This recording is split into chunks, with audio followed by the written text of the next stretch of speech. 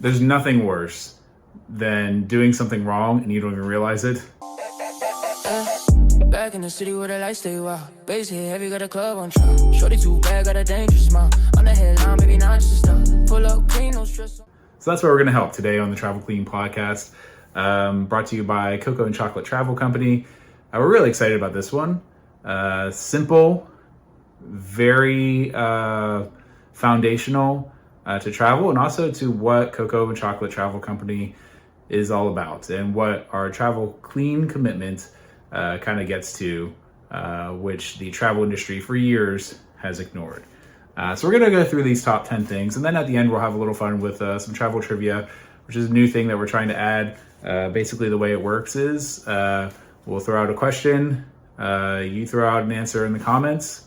The top 100 or the first 100 correct answers who also like this video and subscribe to our channel will be entered into a drawing for a $25 gift card or a lovely banana holder.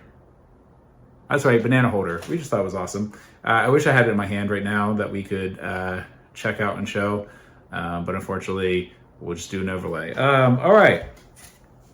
So number 10 of the things that you're booking wrong, or the ways you're booking wrong, and may not even realize it. And hopefully you don't realize it.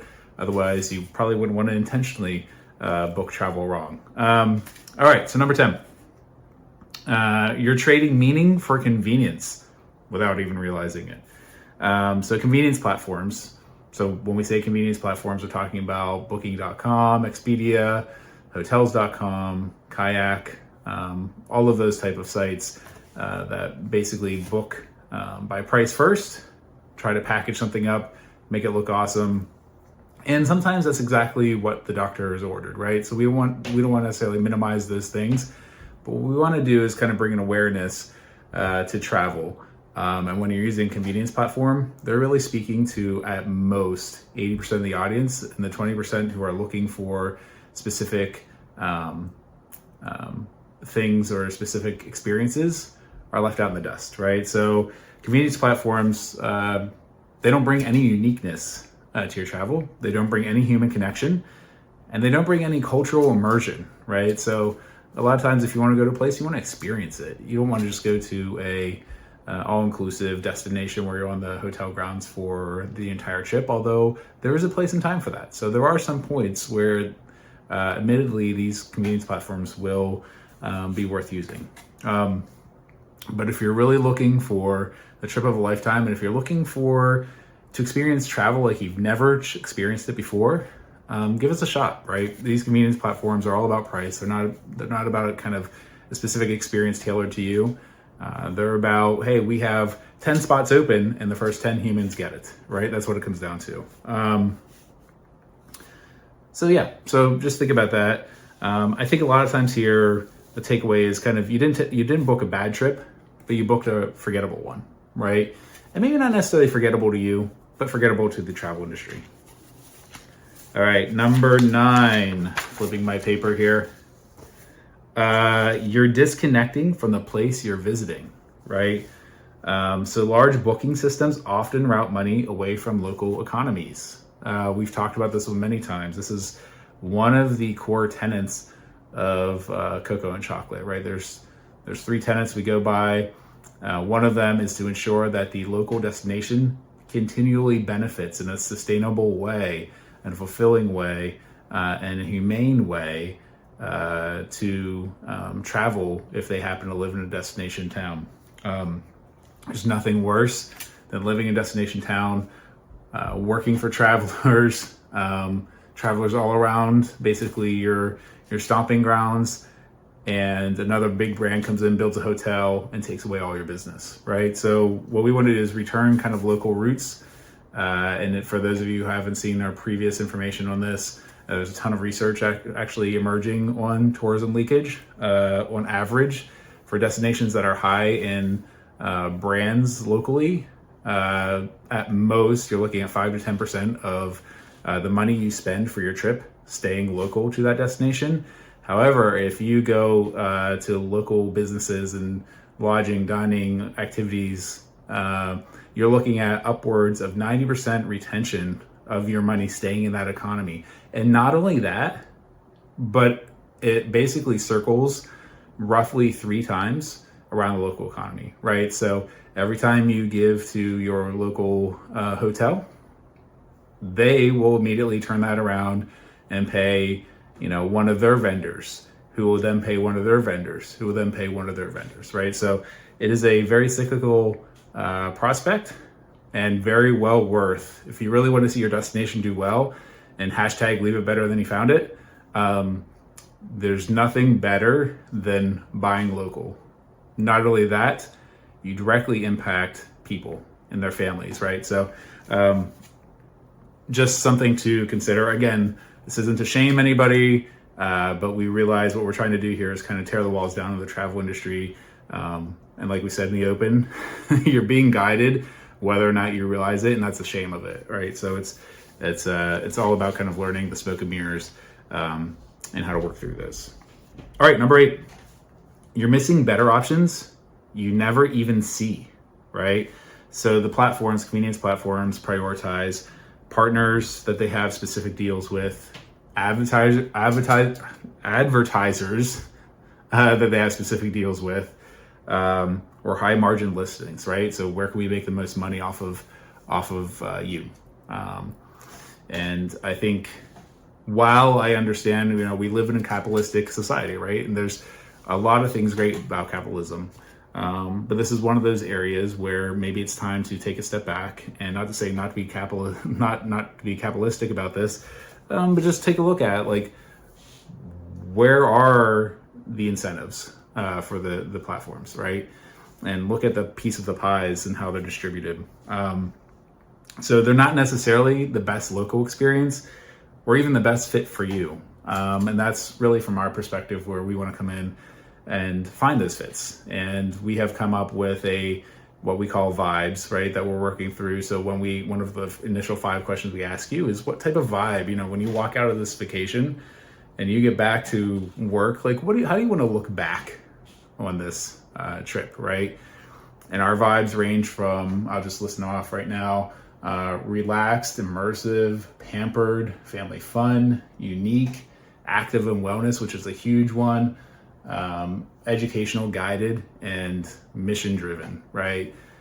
So these 7 vibes are very tailored to the specific, what you want to experience at the end of it, right? So we want to identify that at the onset, and then backfill that to the types of things and lodging and activities that you might want to do. So it's a little bit different than what you might be used to and guided to through the convenience platforms, but something that's really exciting. We're super stoked about.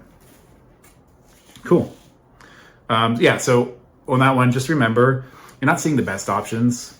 You're just seeing the most profitable ones, often the case. And actually, we just had a conversation with a client the other day about, they came to us and said, we know you're not making much off of us. And that was true. And in some ways, from business mindset, sometimes that can be challenging to walk through, but at the same time, we know that's more important to give you what you want, regardless of what we're getting paid. We have to figure out some ways to stay in business, especially since we're young, but at the same time, we should not have to choose between sacrificing what you want for our own longevity. We're playing the longer game, not necessarily short game. So we want to give you what we want. And, there's going to be plenty of opportunity for us to work together and partner together. And also for us to build up relationships within these destinations, and maybe even build up our own kind of relationship and contractual agreements with some of these local businesses as well. Cool. All right, number 7, you're experiencing decision fatigue before your trip even starts. How many of you can empathize with that one? That sounds familiar.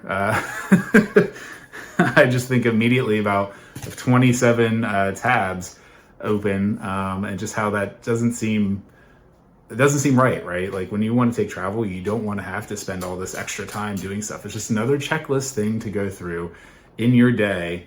It should not be something that de-energizes you. This should be something that gives you energy, or something that you even spend time or energy on, quite frankly. So You have to do constant comparison, which leads to mental exhaustion and lower satisfaction. And by the way, the pieces I'm reading here are actually pieces of research that we pulled out, and we'll post in the comments like where we got this research and specifically what I'm reading here as well. But just want to call that out.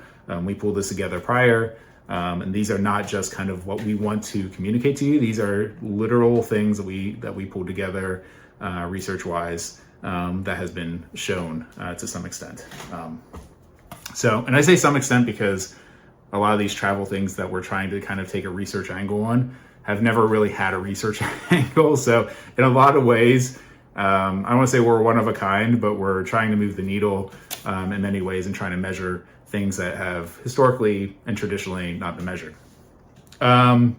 Decision fatigue reduces confidence and increases regret, right? And this is actually something that's well documented. It's a behavioral effect. Before you even get going, you're kind of tired of the trip, quite frankly, to say in shorter terms. So, just think of it as like you're already arriving at the destination, or maybe even your local airport that you're departing from, already drained before the trip even begins.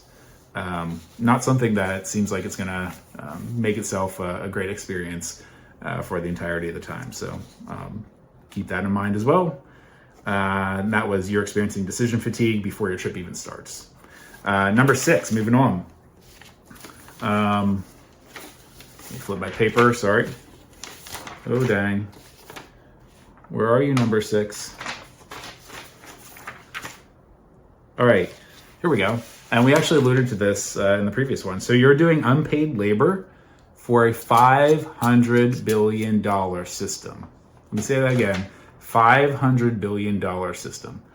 The travel industry is huge. There is no reason that in today's day and age that anyone outside of travel agents or designers, because travel agents, quite frankly, I think have seen kind of the pinnacle about 40 years ago, travel designers should be doing this, right? Why are you as a traveler also doing the work to figure out how to put your trip together in totality? You are not the first one to ever take a trip to a certain destination in all likelihood, and you won't be the last. So how can we be smarter about this? How can we move through this in a more logical way, right? So think about this one. Basically you've been turned into the travel agent, right? But without the expertise and without the knowledge. Although I will also venture to say that probably through this experience of booking travel, if you've done it for any amount of time, you have probably gotten pretty good at it. And that's exactly why I sit here, is because I'm a product of this, and I happen to learn, kind of how to research the things and what things to pay attention to, and have kind of instinct for that. But I also realize that's not everybody. I also realize that is some folks who may not want to work with us because of that. But I will also say that's cool. And we also work on a spectrum, right? If you want to do most of the planning, that's great. We can work with you on the booking piece of it, because we can still kind of control, thinking about our TravelClean commitment, we can still kind of control and suggest, local businesses that we look at, the tourism leakage, right? So it's not just booking. It's not just putting together like where you want to go or how you want to do it. It's also the very specific places that you want to go, or the specific, families that you might want to visit, and businesses you might want to visit as well. All right. Number 5, you're optimizing for price, not the outcome, right? Think about travel agents. Think about anything. Go into Google search, go on Facebook, go on YouTube right now, search travel agents. I guarantee you the first and more than 90% of the results you get are going to be about a specific location having a specific set of openings for a specific price, right? Guaranteed. That's how the travel industry has worked. That is how travel agents are trained. Quite frankly, so our parent travel agencies is Fora Travel. So Fora, Fora.travel. To some extent, they even encourage us to do the same, right? Because it's tradition. That is where they have found success. The thing that Cocoa and Chocolate Travel is doing right now is not necessarily something, it isn't something that Fora has actually suggested. It's something that, from our perspective, we don't want to be a cookie cutter travel agency. Ugh, hate that word. We want to do something different. And sometimes that's really difficult as well, because there's a higher trust that you have to form with prospective clients, because they're used to seeing travel in a certain light, and when you don't present it in that same exact light, it could be a little jarring to some extent. So we understand that, and that's why we take our time working with you. All right, so I never really went into your optimizing for price by the notes I had here, but effectively what this is there's a balance between cost and experience, right? So if you think of a spectrum, you have, experience over here, and cost over here. Somewhere in between is where you want to be. And that somewhere in between is going to be different for each individual traveler, but you don't want to be in the extreme on either side, right? If you're extreme on cost, specifically by the notes I have here, you're going to sacrifice location quality, right? You're going to stay in a place that's cheap, and it's probably cheap for a reason, and you're probably going to find out why that is as soon as you get there. There's nothing worse than taking a flight, landing, getting there, all the excitement, and seeing the place that you decided to stay in. I keep getting taken back to, drop my remote. I keep getting taken back to, I don't know if there's any Golden Girls fans out there, but there's an episode or two where where Rose had booked the trip.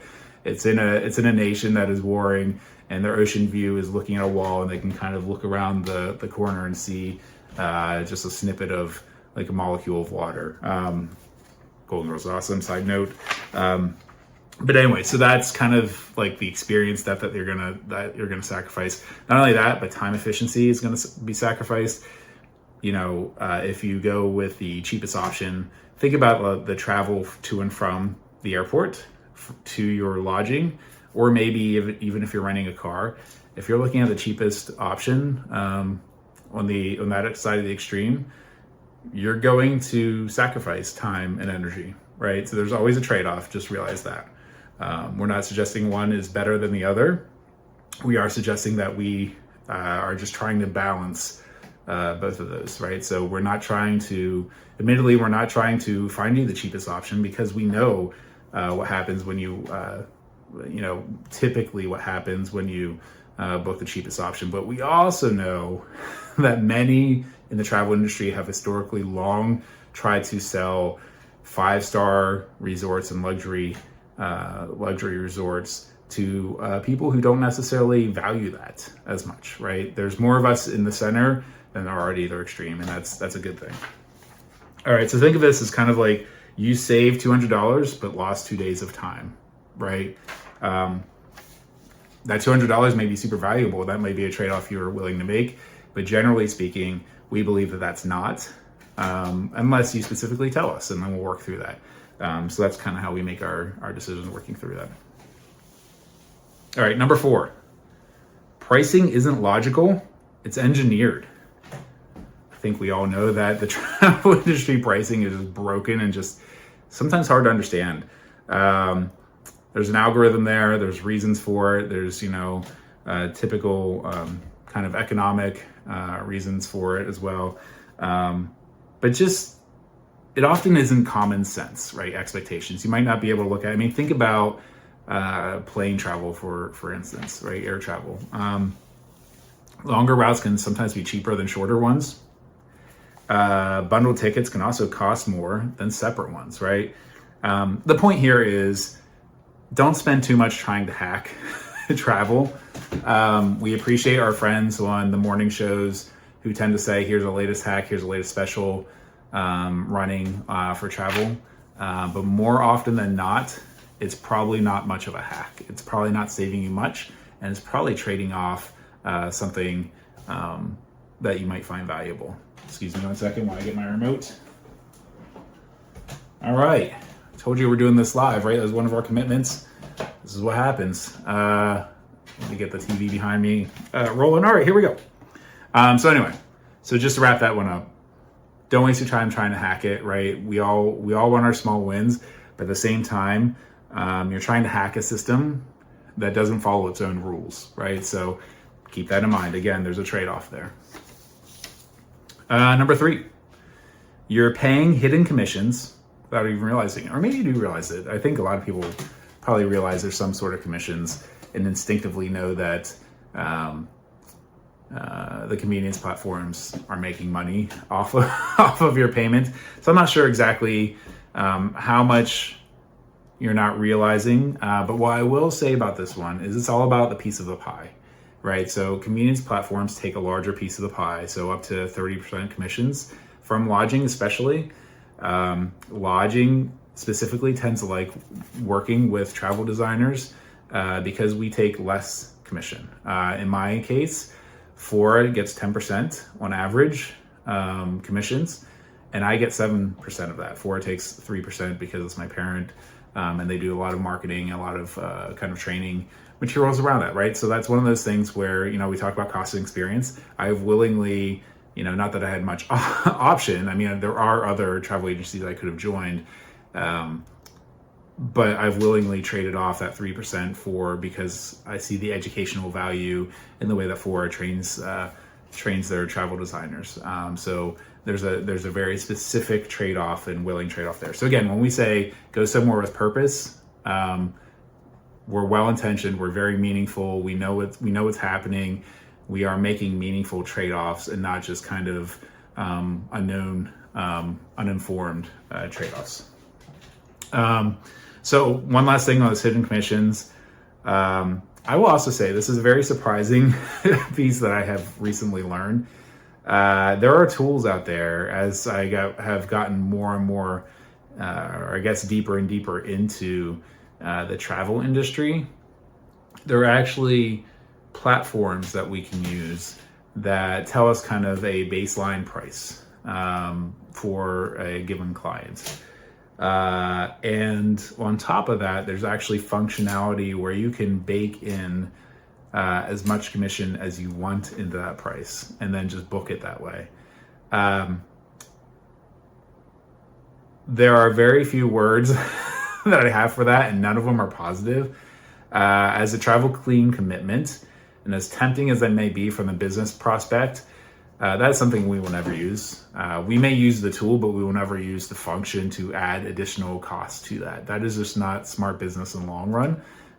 We are not out to rob you. We are out to give you the best blend of an experience that we can, right? And I don't think that we could sleep at night knowing that, hey, we charged you 15 additional percent off this trip without even telling you and without even giving you that insight. And in fact, that's one of the reasons why when we kind of go through options for your trip, we will actually call out exactly kind of what commissions we're making. And basically, some folks care about that, some don't. That's fine. But it's there to be transparent and start a conversation if you should so want to start a conversation. We want you to feel comfortable, above all, that you're making a decision you can trust, not a decision that's based on anything else, right? So just realize for this third one, so hidden commissions, you're not getting a deal, right? Regardless of what Expedia or any of the convenience platforms want you to think, they are still getting their cut. You're just paying for a different piece of the pie in different ways. So that is just baked into the travel industry. There's not really much that we can do about it other than be transparent and hope that we can somehow work through this as we gain more footholds into the travel industry. And that all starts with you, quite frankly. If the clients find this valuable, come to us and we'll have more weight behind us that we can, as we're making kind of connections and relationships with suppliers, we can say this, our clients really want this, and here's how many have said about it, and clearly our model is working. Otherwise, folks wouldn't care about this. So yeah, it all starts with you. So just know there's commissions all over the place, and we try to be upfront about it. All right, number 2. So within the travel industry, every step of the way, and you feel this, you're being nudged, not informed, right? What I mean by this is we talk about kind of these like scarcity tactics, right? So, if you go to a lodging site, even if you're booking with them directly, this doesn't have to do with convenience platforms only. They'll use kind of these scarcity tactics, right? So only one room left at this price, or whatever that looks like. Or if you go to airlines, there's only one more ticket or 2 more tickets left, right? Some may find that authentic and appreciate that because they want to know that information and how quickly I have to make a decision.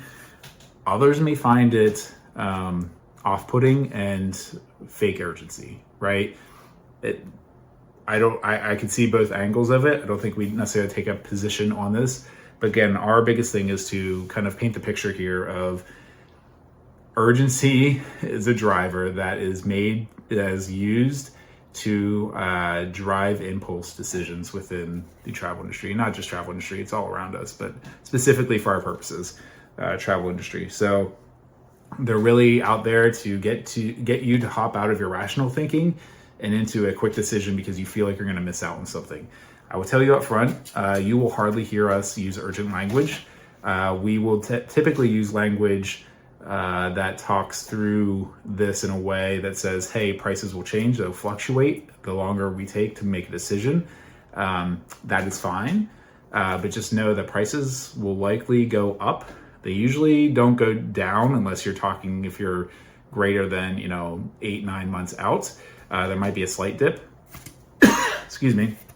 But just know that we will hardly ever push you into a impulse decision.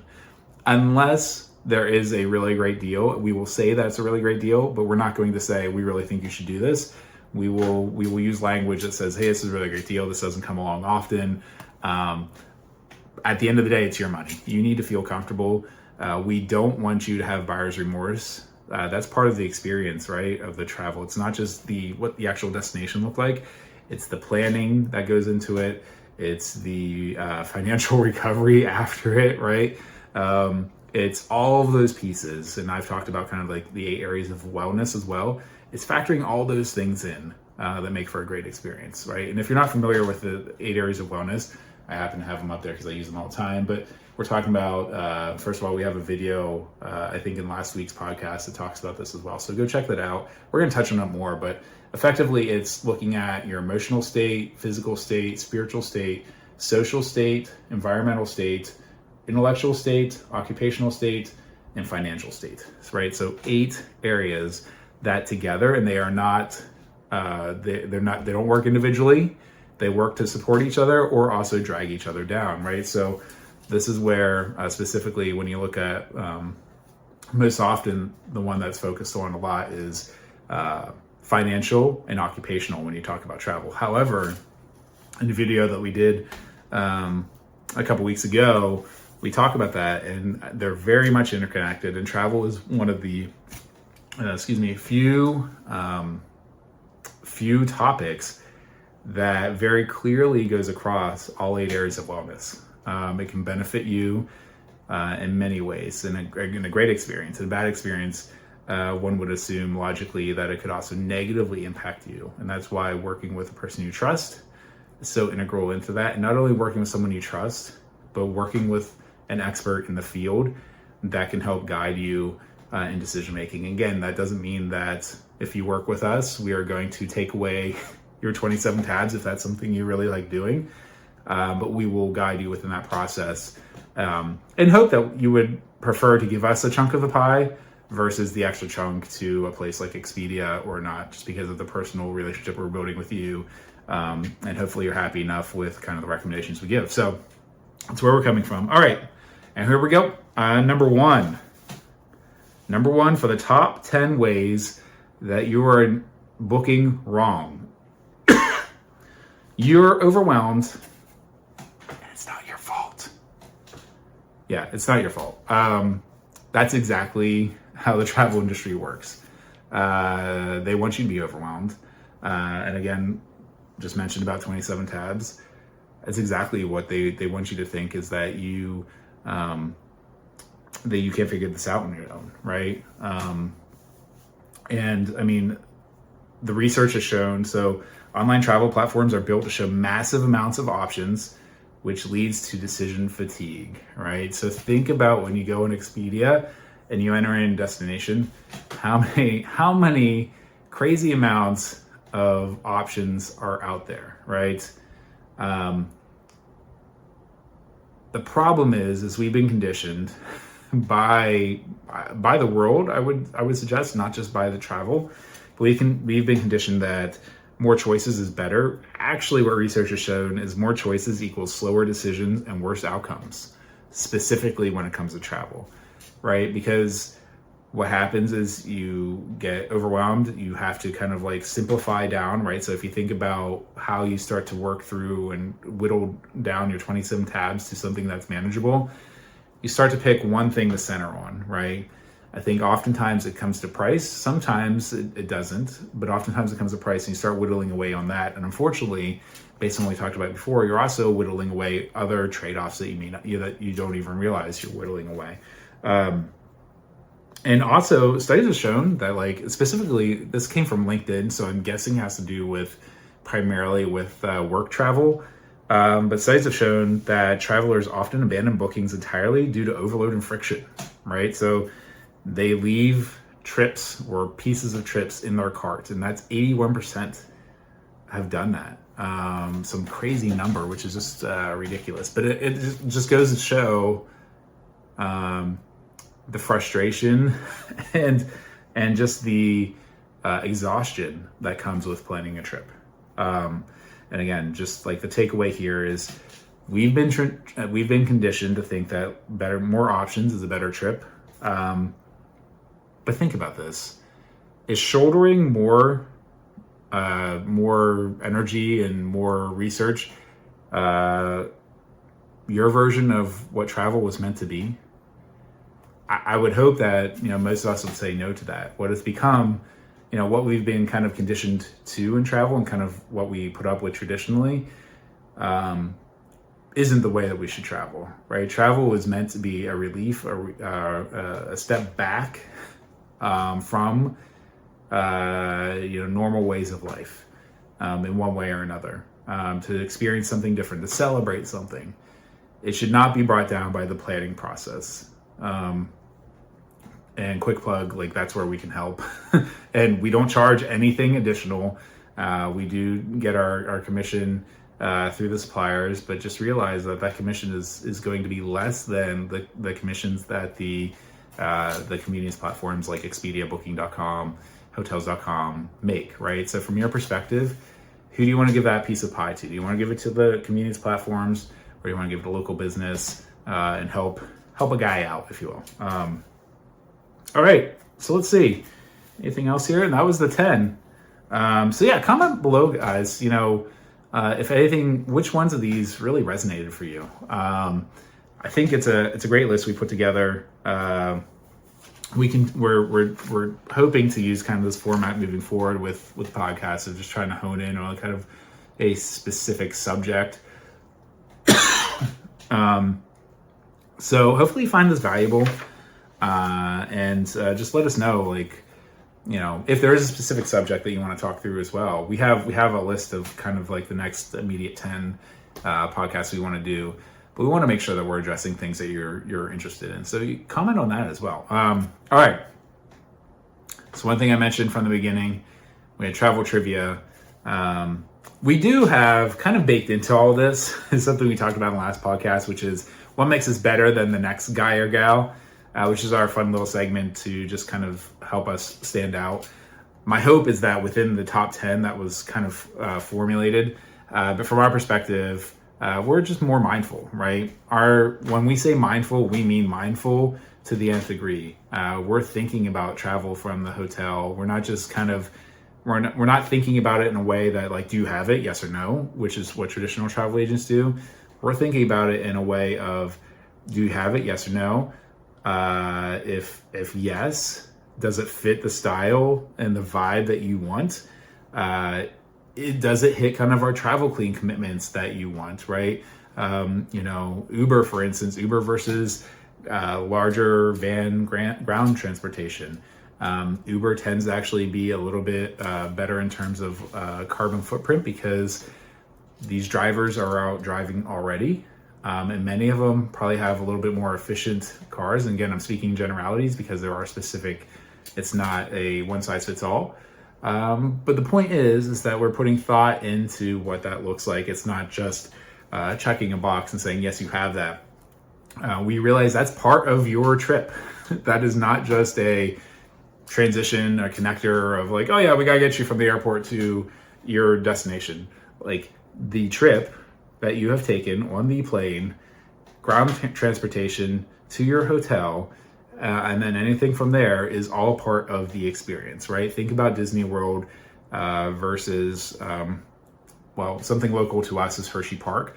We love Hershey Park, but Disney is, as soon as you get into the Orlando area, you can just feel the magic, right? They take care of every facet. They're thinking through every facet. Hershey Park does a fantastic job in the gates, but it's not nearly as magical. They kind of treat it a little bit more traditionally, right? So think about the differences there. And it's really all a feeling, but it just brings that magic, relaxed kind of vibe to it as well. So, all right, y'all. So that's 10 ways that you're booking wrong and not even know it. We're gonna move into travel trivia, and again, what this travel trivia is the first 100 correct answers that have also liked this video and subscribed to our channel. We have 6 subscribers, so let's try to bump that up. I think we have more views than that than the 6 would indicate. But we'd love to bump that up and be able to communicate with you more frequently and just kind of have a conversation, even if it's not directly one-on-one, it could be through this kind of means. So, all right. And by the way, so I mentioned this already, but $25 to a local, business of your choice or a banana holder, which is great too. Perfect for travel. All right, so here's the question. What was, and this is in light of all the TSA issues, which thankfully, because the president has signed an executive order, seems like temporarily at least paychecks have been coming through and lines have drastically decreased and almost back to normal, it seems. Here's the question.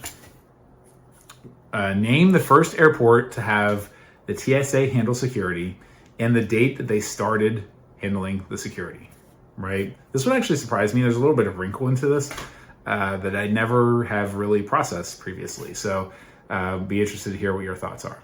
So once again, the question is, what was the first airport to have TSA handle their security, and when the TSA, what was the date that they started doing that? Again, comment below with the answer, like this video, and subscribe to our channel, and you may win $25 or a banana holder from that perspective. So good luck. Let's do it. Let's get at it. Thank you all for another great episode, and hope you check us out. Until next time.